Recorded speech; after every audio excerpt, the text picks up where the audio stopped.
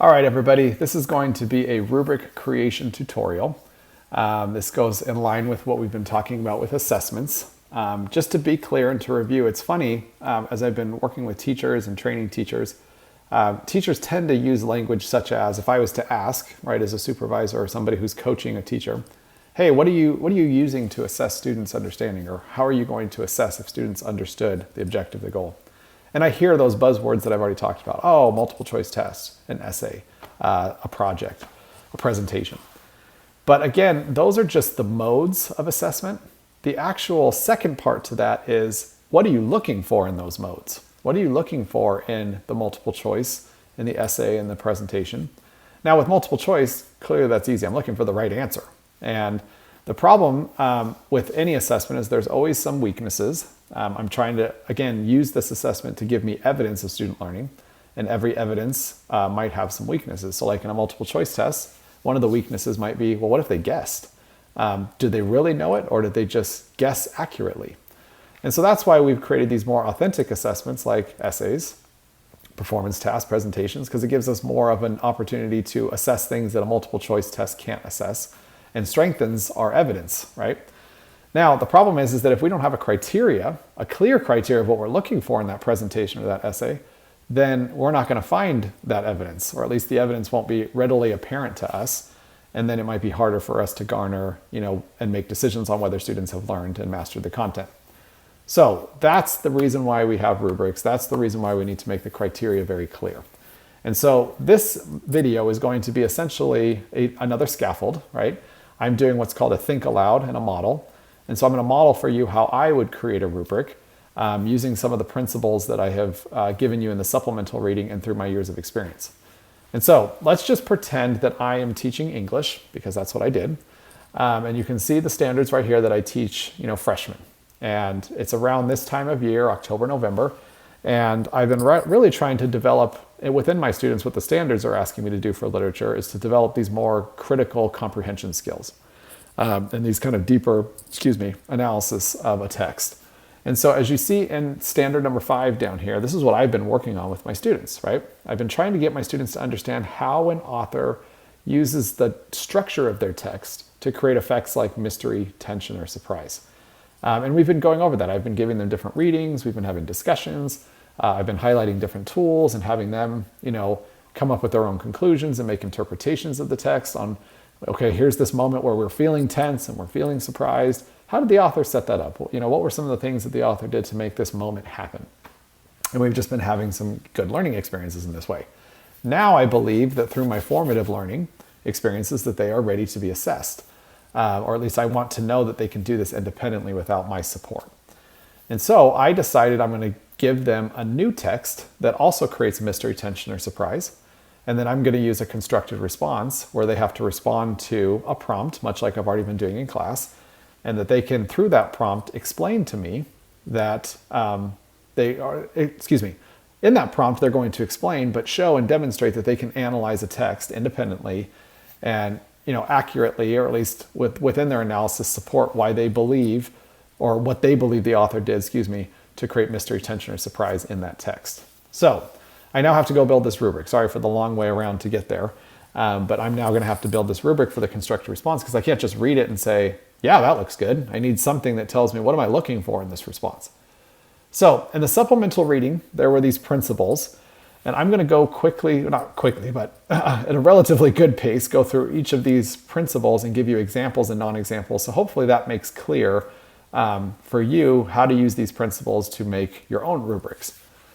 Okay, so here are those concepts, and instead of just kind of brain dumping them, let's just go one by one. So let's start with appropriate. As you can see, if criteria that you're creating in your rubric are appropriate, then they're aligned to the standard, right? They're not inappropriate for what you're trying to assess.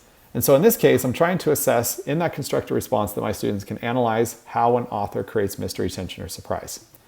And so an inappropriate criteria might be if I say, like most English teachers do, okay, I want to make sure that this paper has good grammar or effective grammar, right? Or it's well written. While I agree that grammar is important, and while I agree that sometimes if it's not grammatically sound, or if it's not spelled correctly, for example, it makes it harder for us as the reader to determine what the students are saying. but that is an inappropriate criteria for this standard. What I'm trying to accomplish in this standard is to see if my students can analyze a text, not spell correctly or not, write correctly. Constructive response is just the mode that I use, but that would be an inappropriate criteria for the standard. So I hope that non-example helps. So you might already be thinking, well, then what would be an appropriate, criteria? Maybe something along the lines of like a thesis statement, right? And so I would be looking in that constructive response for a thesis that would really articulate my students' conclusion or my students' like overall analysis. They might say something like, the author did X, Y, and Z to create mystery in this text, right? And so now I can see that they have done the work of analysis and they've come up with an appropriate conclusion in that thesis statement. So that thesis statement is what I'm going to look for as a criteria that my students could do an analysis or that my students have met that standard.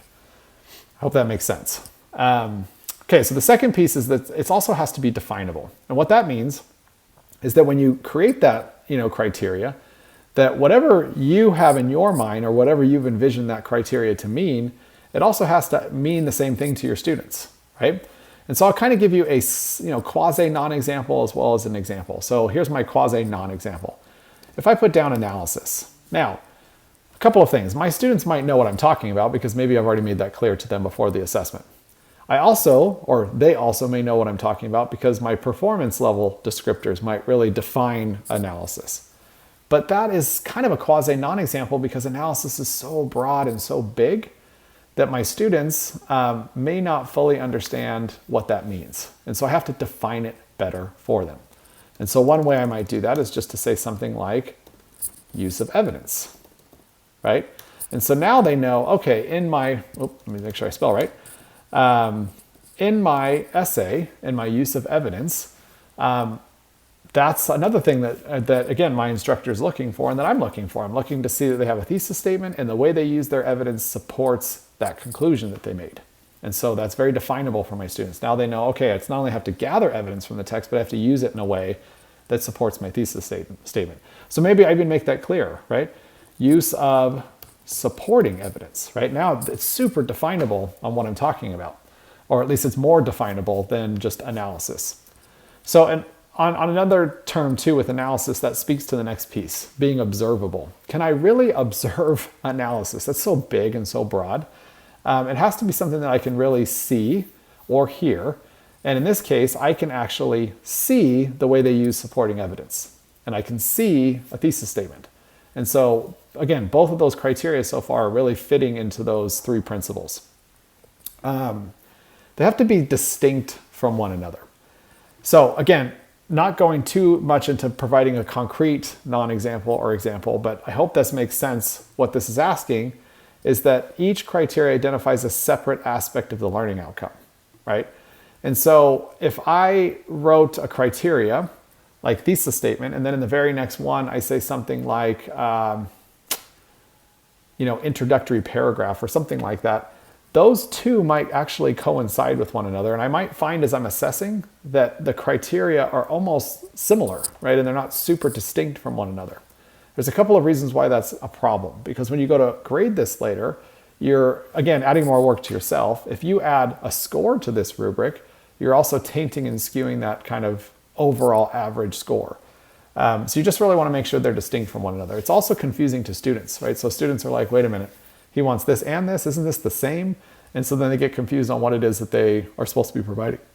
So you want to make sure they're distinct. In this case, they are distinct. I'm looking for two separate things and both lead to overall holistic understanding for me, or holistic evidence of their learning, that they can provide a thesis statement and that they have evidence to support that thesis statement. Okay, it needs to be complete, right? So just as my non-example, if I took this away and the only thing I was looking for was a thesis statement, that's great. That thesis statement might at least signify that they did an analysis, but it doesn't really show me that they did the analysis. And so that would be incomplete. Complete means that every aspect of my criteria would align back not only to the standard, but completely describe the standard. So not only are they giving me a thesis statement, but they're using evidence to support that. And so through that evidence, I can see their analysis. And so it's more complete, right? So you want to really tease that out as you're looking at your standard. Did I include everything in my criteria that the standard included? And so that just takes you, again, going back to the standard and looking at it and breaking down. It also takes a little practice, right? So as you go through and you start collecting student evidence, you might find, oh man, what I'm asking them to do isn't really giving me enough evidence. And you might have to tweak some things and change some things. That's why it's good that you practice this over and over and over. And give yourself grace and give your students grace. Okay. Finally, your criteria has to be supported or has to support, descriptions along a continuum of quality. So each criteria can be described over the ranges of performance levels, which we're about to get to. So with a thesis statement, I need to have in my performance criteria a below, evidence that would be below the standard, and I describe what that would look like. Evidence that would meet the standard and describe what that thesis statement would look like. And evidence that goes above the standard and describe what that thesis statement looks like. If I was going to do it that way. I don't always have to do that way. I could even just have a 2-point rubric and just say this is below, this is meets, right? But as long as there are criteria that can stretch across. If I have a criteria that can't stretch across, and I'm trying to even think of one right now in this situation where that would happen, but anything that doesn't feel like where you feel, for example, you'll notice this in your rubric. This would be the example of that.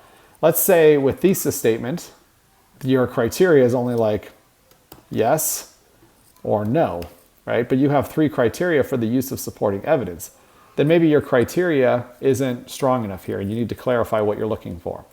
I would be honest, even if your criteria was just a checklist, right? If you just said, oh yeah, check, you did that, that would be an inappropriate criteria. You need a criteria that you can describe poor performance, meeting performance, and even exceeding performance levels. So you want to be really clear with those pieces. So I would go back and look at these, continue to grapple with these. I hope this video is a good think aloud for you in creating your own rubric. But again, just to review, you want to make sure that your rubric defines clearly the criteria that you're using, or at least the criteria that you are going to use to find evidence of student learning. In order to make that criteria stronger, much like the multiple choice test, there's ways we can make a multiple choice test stronger. You want to do the same here. You want to use these principles. Make sure that they're appropriately aligned to the standard, that they're definable between you and your students, that you can actually observe it, that it isn't so vague and abstract that you can't see it or hear it in the presentation or whatever you're using, the constructor response. Each criteria has to be separate from one another, but they have to completely describe the standard in full and in its entirety. And then you have to be able to support each criteria along a spectrum. If you have that kind of criteria, then you're right on point. So I hope, again, that helps. If this video didn't seem to help as much, feel free to reach out to your PLC, reach out to me, and we can explain this better. But we are now going to go to this next video, which you'll see shortly, and talk about those description levels. And then that will make a more complete rubric.